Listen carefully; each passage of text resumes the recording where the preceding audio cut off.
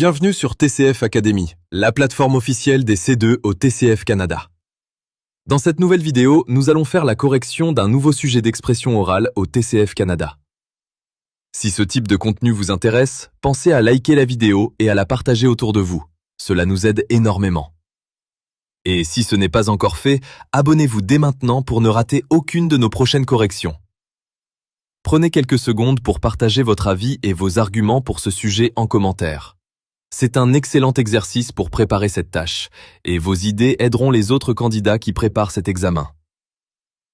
Avant de passer à la correction du sujet du jour, commençons par un bref rappel de la consigne officielle. La tâche 3 de l'expression orale au TCF Canada est une épreuve d'argumentation spontanée qui dure au total 4 minutes et 30 secondes. Aucun temps de préparation ne vous est accordé. Vous devez donc immédiatement commencer à vous exprimer de manière fluide et continue dès que l'examinateur vous a lu le sujet. Pour réussir cet exercice, votre objectif principal est de formuler une opinion claire et de parfaitement structurer votre exposé en 3 grandes étapes. Une introduction pour poser le débat, un développement équilibré pour approfondir votre réflexion et une conclusion pour synthétiser votre position. Tout au long de votre présentation, il sera essentiel d'étayer votre propos avec des arguments solides et des exemples pertinents. Enfin, pour viser les scores les plus élevés, vous devez veiller à maintenir une excellente maîtrise de la langue et éviter, autant que possible, de commettre des fautes de grammaire ou de vocabulaire pendant que vous parlez.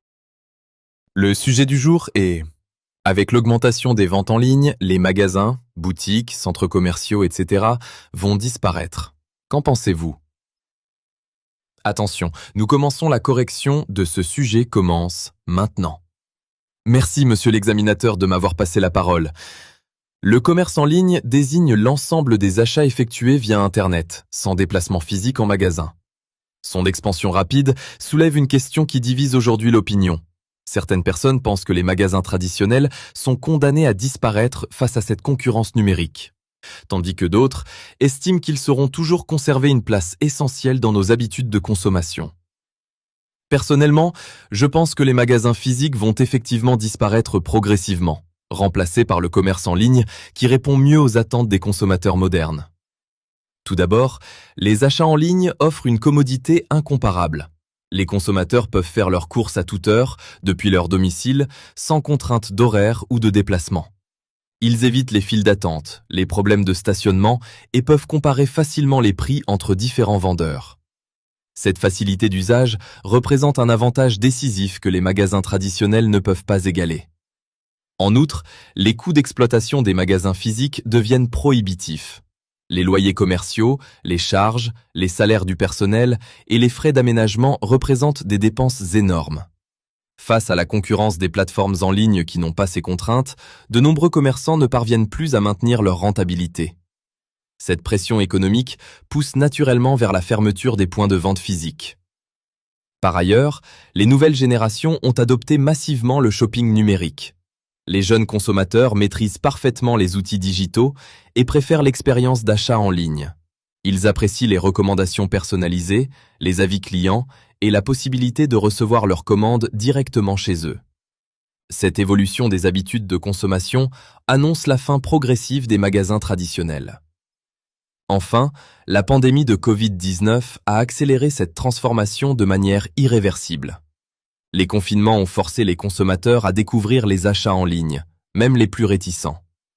Beaucoup ont réalisé les avantages de ce mode de consommation et ne reviendront pas aux magasins physiques. Cette période a marqué un tournant décisif dans l'histoire du commerce. Pour conclure, il était question de savoir si l'augmentation des ventes en ligne allait entraîner la disparition des magasins physiques, comme les boutiques ou les centres commerciaux. D'après notre analyse, ces commerces vont effectivement disparaître progressivement à cause du développement du commerce en ligne.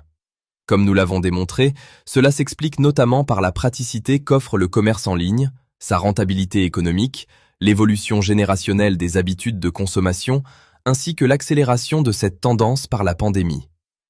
Il n'en demeure pas moins que cette transition se fera de manière progressive, certains secteurs résistant plus longtemps que d'autres. Je vous remercie pour votre attention. Merci d'avoir suivi cette vidéo jusqu'au bout. Si ce contenu vous a aidé, n'oubliez pas de laisser un petit like, de vous abonner à la chaîne et de partager la vidéo autour de vous pour soutenir notre travail.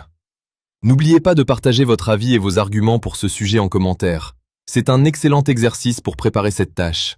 Et vos idées aideront les autres candidats qui préparent cet examen.